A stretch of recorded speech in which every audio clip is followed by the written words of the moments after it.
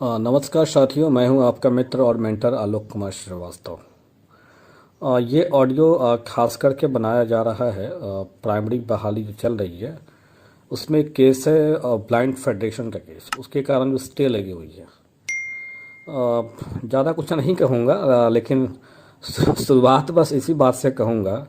कुछ लोग मेरे ऐसे विरोधी हो गए हैं, ऐसे विरोधी हो गए हैं कि अगर मैं कहूँ कि सूरज पूरब में उगता है और ये यूनिवर्सल ट्रूथ है तो वो कहेंगे कि नहीं भाई, सूरज तो पश्चिम में उगता है, आप गलत बोल रहे हो। तो भैया थोड़ा सा सेंस लगाया करो यार। जैसा कि आपको पता होगा, ब्लाइंड फेडरेशन वाले केस में स्टे लगा हुआ है पूरी बहाली पे, और इस संदर्भ में मैंने सरकारी वकील जो थे जिन्होंने केस को मेंशन किया था उनसे बात किया था, और बात करने पे उन्होंने बताया कि 23 मार्च को हमारे केस की सुनवाई होगी, ब्लाइंड फेडरेशन वाले केस की। तो फिर मैंने फेसबुक पे पोस्ट किया कि 23 मार्च को सुनवाई हो सकती है, मैंने पोस्ट किया था खुद। और चूँकि मैं खुद भी कंफर्म नहीं था जब वो बोल रहे थे, लेकिन हाँ जो बातचीत हुई थी वो मैंने भेजा था जो लोग इस केस में इंटरेस्टेड हैं या जो पहले से काम कर रहे हैं उन लोगों को, कि ऐसी ऐसी बात हुई हमारी हुई है। खैर कोई बात नहीं, सुनवाई नहीं हुई तो हुई। अब नहीं भी हुई तो उसमें हम कुछ रिस्पॉन्सिबल तो है नहीं। हमको जो इन्फॉर्मेशन उसने दिया वो हमने बताया।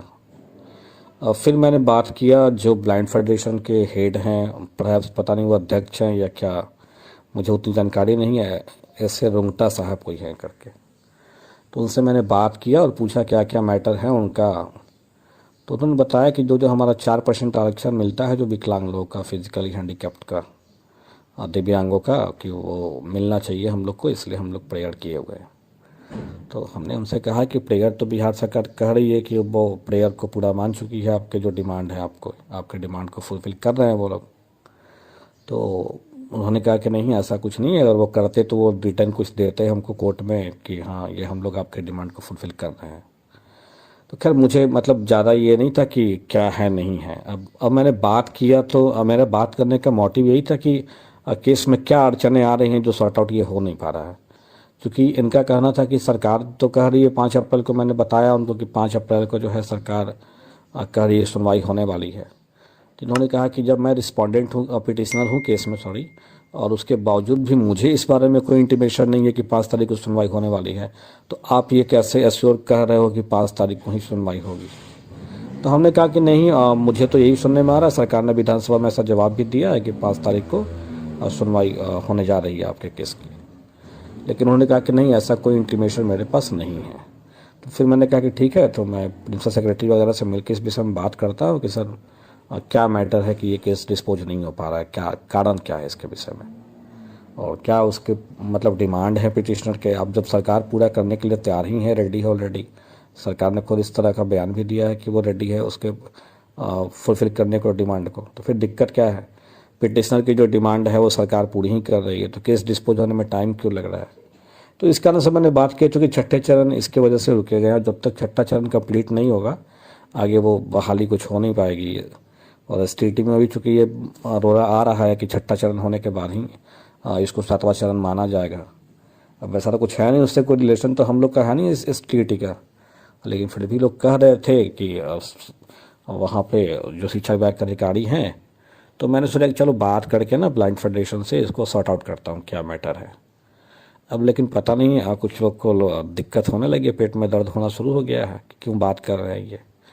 अरे भैया, तो कोई से परमिशन लेकर थोड़ी ना बात करेंगे हम।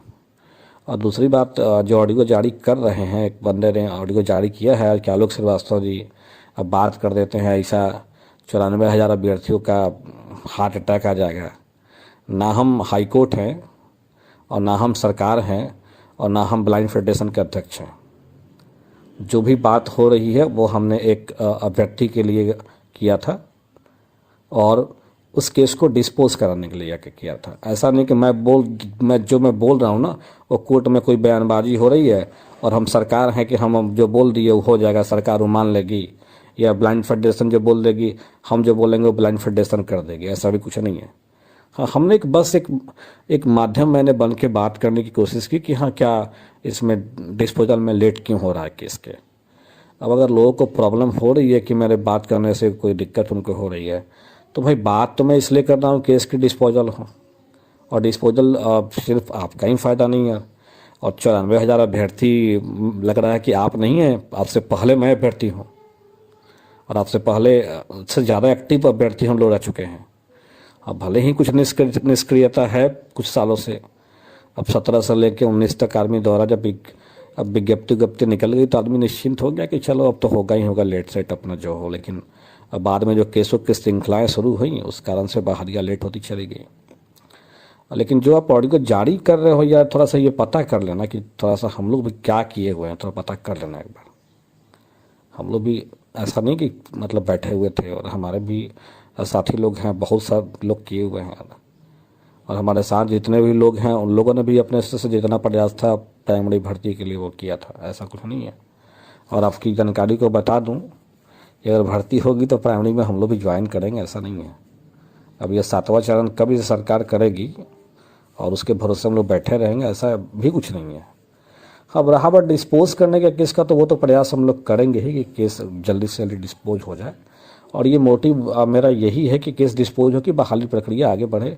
अब 6ठा चरण हो तब ना 7वां होगा जैसे सरकार कह रही है, तो मेरा बस यही मोटिव है। अब मेरे स्टेटमेंट को आप ये बताओ कि हम ब्लाइंड फेडरेशन के अध्यक्ष वाला स्टेटमेंट दे रहे हैं, या फिर हम ही सरकार हो गए हैं कि जो हम बोलेंगे वो सरकार करेगी, या जो हम बोलेंगे ब्लाइंड फेडरेशन करेगा। तो लोग को दिग्भ्रमित करने की कोशिश ना करें। लोग पढ़े लिखे हैं, टीचर हैं, उनको भी समझना चाहिए इन चीज़ों को, कि कोई आदमी अगर बात कर रहा है तो केस के डिस्पोजल करवाने हैं तो बात कर रहा है। मेरा कोई उसमें कोई ये नहीं है कि मतलब हम जो बोल देंगे वो हो जाएगा। हम बोल देंगे कि हाँ जी सरकार आपको 4% के बदले में 10% आरक्षण देने जा रही है, और सरकार उनको दे देगी, ऐसा तो कुछ नहीं है कि जो हम बोलेंगे वो हो जाएगा। इसलिए भाई सोच समझ के थोड़ा सा कमेंटबाजी किया करो, और जो भी चीज़ होती है मैं बिना कोई प्रूफ के नहीं बोलता हूँ। मुझसे जो बातचीत हुई उसके आधार पर मैंने बोल दिया। अब इसको मुद्दा बनाया जा रहा है, बनाओ मुद्दा, उससे क्या होने वाला है? कुछ होने वाला नहीं है मेरा। जितना मुद्दा बनाओगे उससे हमें कोई नुकसान नहीं होगा, नुकसान आपको हो सकता है, हमें कोई नुकसान होने वाला नहीं है।